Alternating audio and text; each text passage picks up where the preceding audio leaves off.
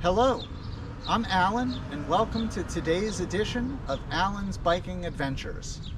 Once again, it's Metric Century Day, and so today I'm going to do the Metric Century for the month of July.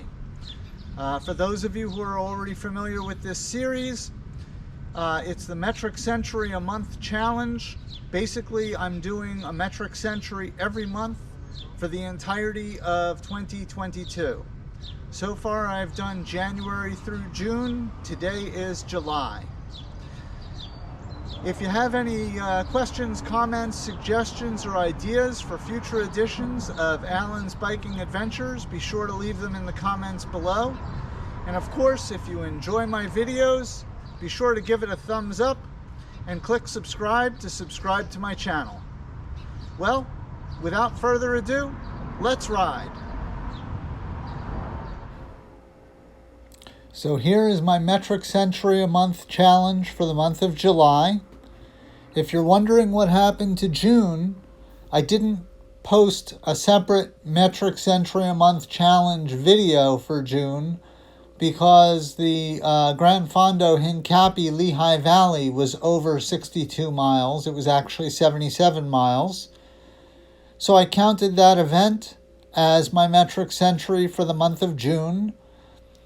For the month of September, I will not be posting a separate Metric Century Challenge video because I'll be doing an event in September, the Twin Lights ride. I'll be riding the Imperial Century ride, and obviously 100 miles is more than 100 kilometers, so that's going to count as my Metric Century for September.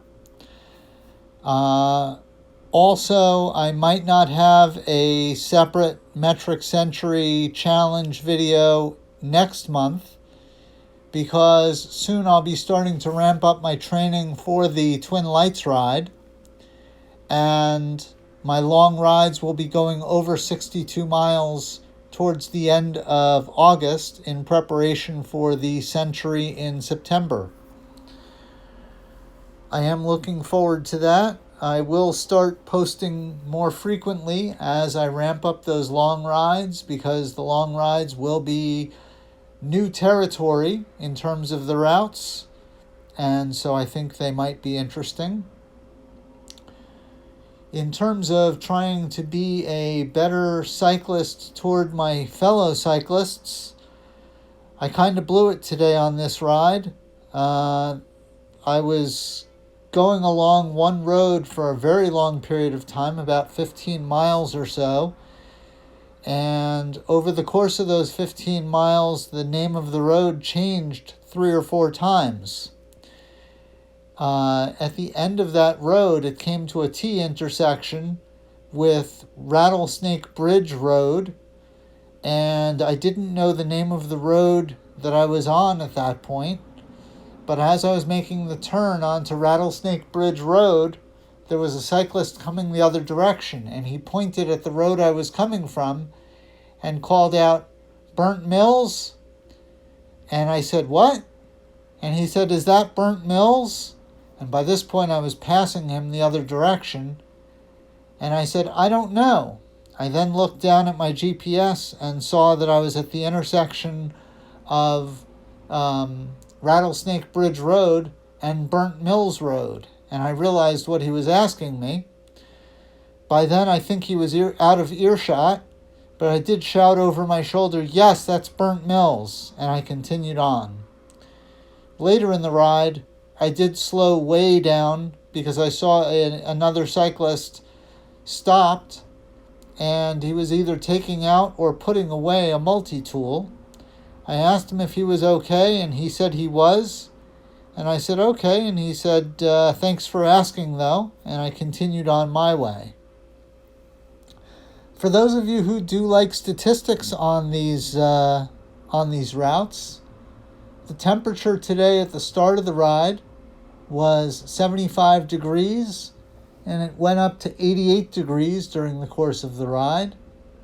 The wind was out of the north-northwest at about 7 miles per hour. The total distance for this ride was 62.89 miles. there was a total elevation gain of 3,219 feet.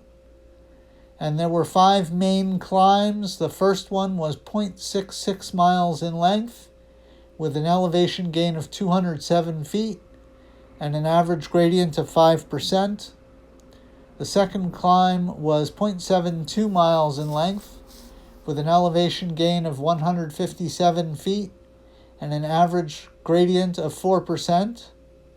The third climb was 0.86 miles in length, with an elevation gain of 200 feet and an average gradient of 4%.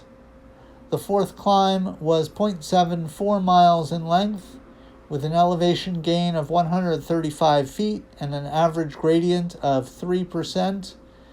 And the fifth climb was 0.71 miles in length, with 217 feet of elevation gain and an average gradient of 5%. I would like to note that this metric century route has more elevation gain than the century I'm going to be doing in September.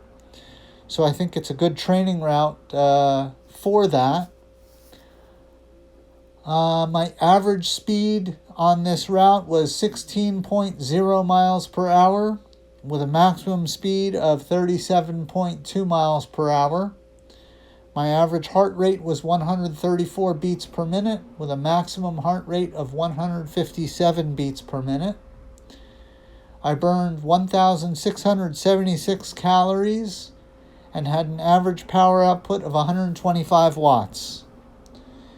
I started off in Garwood, rode through Westfield, Scotch Plains, Fanwood, Berkeley Heights, Watchung, Warren, Bridgewater, Martinsville, Liberty Corner, Pluckemin, Lamington, Mechanicsville, Bedminster, Far Hills, Bernard's Township, Stirling, Long Hill, Gillette, Berkeley Heights, New Providence, Westfield, and back into Garwood. As you can see, the weather was pretty nice today. There wasn't a lot of traffic, and so it was a good day for a ride. As I mentioned, I'm going to be recording my long rides as I prepare for the Twin Lights ride. And so hopefully you'll see more frequent postings from me on YouTube.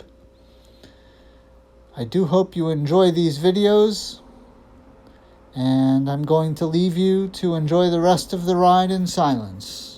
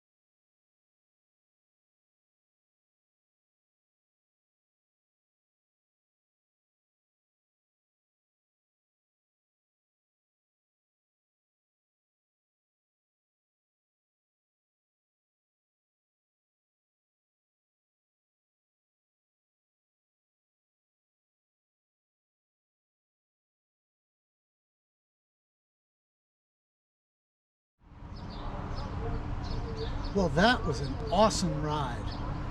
Beautiful day, great weather, not much traffic. Really couldn't ask for more.